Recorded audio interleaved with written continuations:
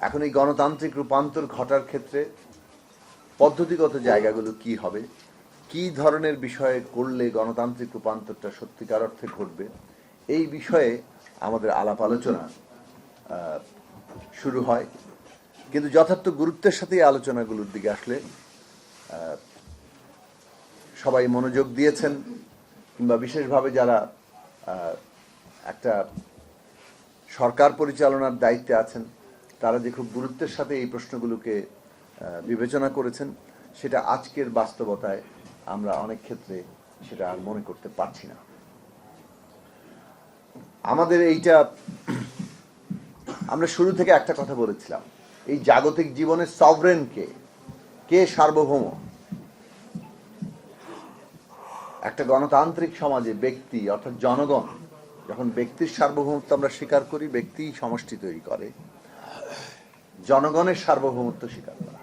ফলে জাগতিক এই রাষ্ট্রীয় জীবনে যখন জনগণের সার্বভৌমত্বকে আমরা স্বীকার করি, তখন জনগণের অংশগ্রহণের ভিত্তিতেই কিন্তু পুরো পরিকল্পনাটা রূপান্তরটাকে করতে হবে। পদ্ধতিগত দিক থেকে জনগণের অংশগ্রহণের এই প্রশ্নকে কোনোভাবেই এড়িয়ে যাওয়ার কোনো সুযোগ নেই। এইটাকে যদি যথার্থভাবে গ্রহণ করা হতো, তাহলে আজকে একদিকে জনগণের প্রত্যাশা, অন্যদিকে এই যে জনগণের প্রত্যাশাকে লক্ষ্য হিসেবে ওই লক্ষ্য অর্জনের জন্য পদ্ধতিগত দিক, এইটা একটা সুস্পষ্ট জায়গায় এসে দাঁড়াতো। মানুষের প্রত্যাশা বিচার হবে, মানুষের প্রত্যাশা সংস্কার হবে, অর্থাৎ রূপান্তর ঘটবে, এবং মানুষের প্রত্যাশা যে তারা এই কাজের মধ্যে সক্রিয়ভাবে অংশ নিতে পারবে। আমরা শুরু থেকে একটা কথা বলেছি যে বিচারের ব্যাপারে মানুষ দৃশ্যমান অগ্রগতি দেখতে চায়। আপনারা এই বিষয়ে কিছুটা অগ্রগতি হয়েছে, বিচার শুরু হচ্ছে, এটা নিঃসন্দেহে মানুষের মধ্যে স্বস্তি তৈরি করবে, আশাবাদ তৈরি করবে। সংস্কারের ক্ষেত্রেও আপনাদের উদ্যোগগুলো নিয়ে আমরা কথা বলেছি। আমরা প্রস্তাব করেছিলাম যে এখানে বিভিন্ন বিষয়ে কমিশন করা হোক, সকলের মতামত নেওয়া হোক, এবং আলোচনাযোগ্য বিষয়গুলোকে প্রস্তাব আকারে হাজির করা হোক, এবং তারপরে সকলের মধ্যে মতামত নিয়ে যেসব প্রশ্নে আমরা ঐক্যমত্য হব সেগুলো এক জায়গায় করা হোক, যেগুলো প্রশ্নে দ্বিমত থাকবে সেগুলো আলাদা করা হোক। এখন দ্বিমতের ফয়সালা কিভাবে হবে? সমাজ যেহেতু গণতান্ত্রিক, যার ফলে বহু পক্ষ আছে, এইখানে সবাই তো একমত হয়ে যাবে না। এখন সবাই যেহেতু একমত হবে না, কাজে কোনো কোনো প্রশ্নে একমত হবে, কোনো কোনো প্রশ্নে দ্বিমত থেকে যাবে। আমরা কি পদ্ধতিতে এই যে রাজনৈতিক উত্তরণের কাজটা সম্পন্ন করব কিভাবে? যেসব প্রশ্নে আমরা একমত হয়েছি সেই সব প্রশ্নগুলো আমরা সহজেই বাস্তবায়ন করতে পারি, কেননা দ্বিমত তোলার মতো জায়গা সেখানে কম। দ্বিমত কেউ উত্থাপন করেনি। যদি জনগণের দিক থেকে অর্থাৎ রাজনৈতিক পক্ষগুলোর বাইরেও কেউ দ্বিমত তুলতে চায়, তখন সেই দ্বিমতের মীমাংসা নির্বাচনের মধ্যে দিয়ে হবে, অথবা রাজনৈতিক দলগুলোর মধ্যে যে দ্বিমত আছে সেই দ্বিমতেরও মীমাংসা নির্বাচনের মধ্যে দিয়ে হবে। যখন একটা নির্বাচন থাকে না, যখন একটা রাজনৈতিক সংগ্রামে সরাসরি শক্তি প্রয়োগের বাস্তবতা থাকে না, তখন রাজনৈতিক দলগুলোই কিন্তু জনমতের প্রতিফলন ঘটায়, তার প্রতিনিধিত্বকে নিশ্চিত করে। কাজেই রাজনৈতিক দলগুলোর মধ্যে যে ঐকমত্য হচ্ছে, সে ঐকমত্যটাকে একটা জাতীয় সনদ হিসেবে ধরা যেতে পারে। দ্বিমতগুলো নিয়ে আমরা নির্বাচনে যেতে পারি। কাজেই নির্বাচন কেবল জনগণের অংশগ্রহণ নয়, এটা আমরা যে সংস্কার প্রক্রিয়ার কথা বলছি, গণতান্ত্রিক রূপান্তরের কথা বলছি, নতুন বন্দোবস্তের কথা বলছি, সেইটার একটা গুরুত্বপূর্ণ অংশ। কিন্তু আমরা শুরু থেকেই দেখলাম হঠাৎ করে যেন নির্বাচন আর সংস্কারকে একটা মুখোমুখি দাঁড় করানো হলো, এমনকি বিচারকেও প্রায় মুখোমুখি দাঁড় করানোর চেষ্টা করা হলো। এই যে বিচার, সংস্কার, নির্বাচন, এটা পরস্পর সম্পর্কিত, ঘনিষ্ঠভাবে সম্পর্কিত। একটা ছাড়া আরেকটা আসলে তার লক্ষ্য অর্জন করতে পারে না। এই প্রশ্নটাকে গুরুত্বের সাথে বিবেচনা না করার ফল হচ্ছে আজকে ঐক্যের মধ্যে ফাটল ধরছে, আজকে আস্থার মধ্যে একটা বিরাট সংকট সৃষ্টি হচ্ছে, এবং সরকারের সাথে রাজনৈতিক দলগুলোর, এমনকি রাষ্ট্রীয় প্রতিষ্ঠানের মধ্যেও একটা দূরত্ব, অনাস্থার জায়গা আমরা দেখতে পাচ্ছি। এই বিষয়গুলো মোটেই আমাদের জন্য কোনো ইতিবাচক ব্যাপার নয়, কারণ এই ধরনের অনাস্থা, এই ধরনের দূরত্ব আমাদেরকে এমনকি বিপর্যয়ের মধ্যে ফেলতে পারে।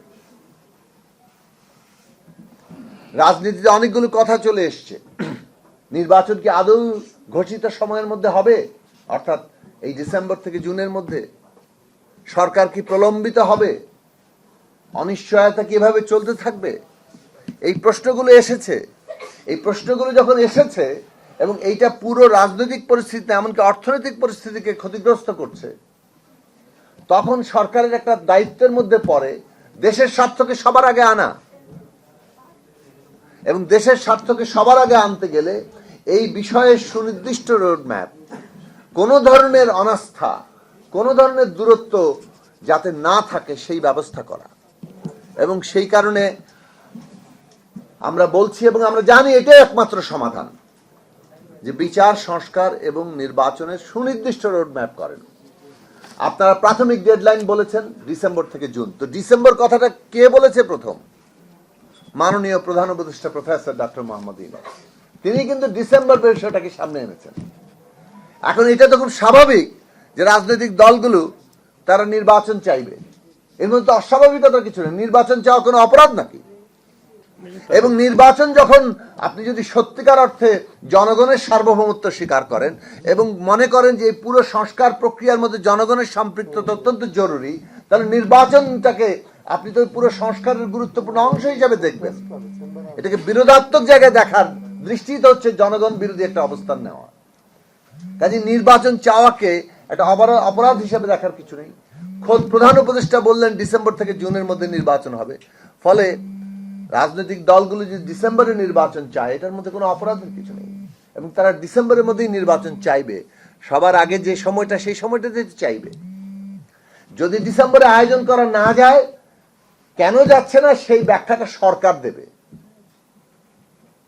সরকার ব্যাখ্যা আনুষ্ঠানিকভাবে দিয়েছেন, তারা আলোচনার মধ্যে বলেছেন যে তারা প্রতিষ্ঠান পুনর্গঠন করছেন, আইন শৃঙ্খলা পরিস্থিতি আনার চেষ্টা করছেন, এখনো কমফোর্টেবল বোধ করেন নাই যে নির্বাচন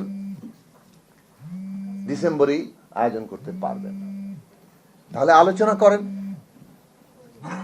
এটা তো আলোচনার একটা বিষয়। আলোচনা করে কিভাবে একটা দ্রুত কমফোর্টেবল জায়গায় আসা যায় সেই জায়গা তৈরি করেন। আমরা তো দেখছি যে নির্বাচনের তারিখ সুনির্দিষ্ট না হওয়ার ফলে যেগুলো গুরুত্বপূর্ণ আলোচনা সেগুলো প্রাধান্যে আসতে পারছে না। বাংলাদেশে এখন গুরুত্বপূর্ণ আলোচনা হচ্ছে সংস্কার কোন কোন প্রশ্নগুলো সত্যিকার অর্থে ন্যূনতম এই জায়গা না গেলে দেশে ক্ষমতার ভারসাম্য তৈরি হবে না। এখন টিক চিহ্ন আর ক্রস চিহ্ন দিয়ে কিন্তু সব বোঝা যায় না। আপনি লিখে দিয়েছেন 2 বারের বেশি প্রধানমন্ত্রী কেউ হতে পারবে না, আপনাদের প্রস্তাব। আপনি কারো ক্ষেত্রে লিখলেন টিক চিহ্ন আর কারো ক্ষেত্রে লিখলেন ক্রস চিহ্ন। মনে হলো যিনি ক্রস চিহ্ন তিনি বোধহয় এটা মানেন না, কিন্তু এখানে যে তার ভিন্ন প্রস্তাব আছে সেটা কিন্তু আর এখানে উল্লেখিত হচ্ছে না। মনে হচ্ছে এটা বোধহয় মানে হ্যাঁ আর না এর মধ্যে ফেলে দেওয়া হলো। এইভাবে করে কিন্তু সংস্কারের কোনো মানে একমত আর দ্বিমত হবে না। পদ্ধতি হিসেবে অত্যন্ত ভুল। রাজনৈতিক ঐক্য তৈরির বদলে যদি এই সংস্কার কমিশন এমন কোনো উপস্থাপনা হাজির করেন যেখানে রাজনৈতিক মানে মাঠের মাইলেজ নেওয়ার চেষ্টা হবে কারো কারোর জন্য, সেটা কিন্তু অনেকেই মানবেন না।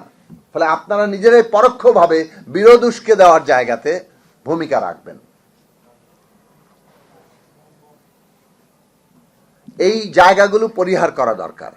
সত্যিকার অর্থে কোন জায়গাতে ক্ষমতার ভারসাম্য তৈরি হওয়ার জন্য অপরিহার্য সংস্কার, সেই জায়গায় আমরা ঐক্যমত্য হতে পারছি কিনা। যদি না হতে পারি তাহলে সেটা নির্বাচনের ম্যানিফেস্টোতে যাবে। জনগণকে সেই বিষয়ে সংগঠিত হওয়ার সময় দিতে হবে।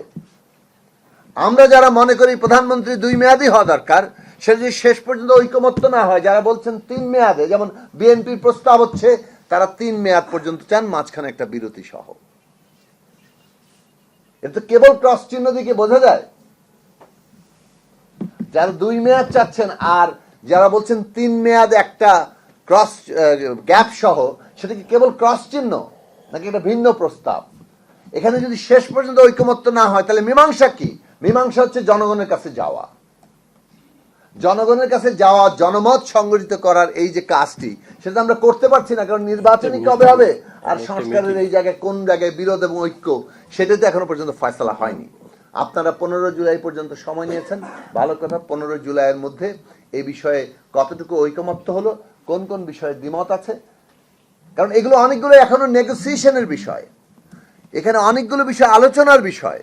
রাজনৈতিক দলগুলো যেমন ঐকমত্য কমিশনের সাথে আলোচনা করছেন, তেমনি রাজনৈতিক দলগুলো নিজেরা আলোচনা করছেন, এবং অনেক জায়গায় নেগোসিয়েশনের মধ্যে দিয়ে অর্জন করা সম্ভব যদি আস্থার সম্পর্ক থাকে। তাহলে সেই জায়গাগুলো আমরা সম্পন্ন করি, আগে ভাগে এমন বিরোধ সৃষ্টি না করি যাতে যা অর্জন করা সম্ভব ছিল সেগুলো থেকে আমরা পিছিয়ে পড়ি। কাজে আমরা যে সমস্ত প্রশ্নগুলো এখনো অর্জন করা সম্ভব সেগুলো দ্রুততম সময় 15 জুলাইয়ের মধ্যে করি। নির্বাচনের সময় ঘোষিত হলে তাহলে যে সমস্ত বিষয়ে দ্বিমত আছে সেগুলো নিয়ে আমরা জনগণের কাছে যেতে পারি। জনগণ যে সংস্কার প্রস্তাবকে বেশি সমর্থন দিবেন, নির্বাচনে বিজয়ী করবেন, সেই সংস্কার প্রস্তাবে কিন্তু বাস্তবায়িত হবে। কাজে জনগণকে সেখানে সিদ্ধান্ত দিতে হবে। এটা ধরেই নেওয়া হয়েছে যে একটা দলই জিতবে, কাজেই আমাদের বোধহয় কোনোভাবে চালাকি করে বুদ্ধিশুদ্ধি করে একটা ঢুকিয়ে দিতে পারলেই বোধহয় একটা সংস্কার হয়ে গেল। যতক্ষণ না পর্যন্ত সকল পক্ষ সম্মত হচ্ছে, এটা বুদ্ধি করে ঢুকিয়ে দেওয়ার ব্যাপার নয়, এটা চর্চারও ব্যাপার। সুতরাং সেই দিক থেকে আমাদের জনগণের কাছে এটা যাওয়াটা অত্যন্ত জরুরি। এই সংস্কারের বিষয়গুলো নিয়ে কেবল শুধু সেটা নয়, নির্বাচনের পরিবেশ অত্যন্ত গুরুত্বপূর্ণ। সরকার বলছে যে পরিবেশের বিপরীতে তারা এখনো কমফোর্ট ফিল করছেন না, তো পরিবেশের প্রশ্নটাও তো আলোচনা হতে পারছে না। নির্বাচনের তারিখ ঘোষণা করলে আমাদের কনস্টিটিউয়েন্সিতে কিংবা এখানে অনেক নেতৃবৃন্দের কনস্টিটিউয়েন্সিতে যে যথার্থভাবে আইন শৃঙ্খলা বাহিনী নিরপেক্ষ ভূমিকা রাখছে না, পক্ষপাত দেখাচ্ছে, সরকার নিজেও পক্ষপাত দেখাচ্ছে, আইন শৃঙ্খলা বাহিনী সরকার না কার কথা শুনছে, এইসব প্রশ্ন নিয়ে যে কথা বলা, সেটা তো বলাই যাচ্ছে না। এইগুলো কথা বলার মধ্যে দিয়ে কিন্তু সামনে পরিস্থিতি ঠিক হবে এবং এই প্রতিষ্ঠানগুলো যথার্থভাবে কাজ করতে শুরু করবে। সুতরাং নির্বাচনের জায়গা আজকে রোডম্যাপ সুনির্দিষ্ট হওয়া, তারিখ সুনির্দিষ্ট হওয়া, এটা এই যে পরিস্থিতির কথা বলা হচ্ছে, মানে আইন শৃঙ্খলা পরিস্থিতি, নির্বাচনের পরিবেশ, তার জন্য জরুরি। সংস্কার প্রস্তাব জনগণের মধ্যে সম্পৃক্ত করে তাকে একটা জনমতের জায়গায় নিয়ে যাওয়া, তার জন্য জরুরি। এবং দেশের সামগ্রিক স্থিতিশীলতা, অর্থনীতি সহ খুবই গুরুত্বপূর্ণ জায়গা, এইটার জন্য জরুরি।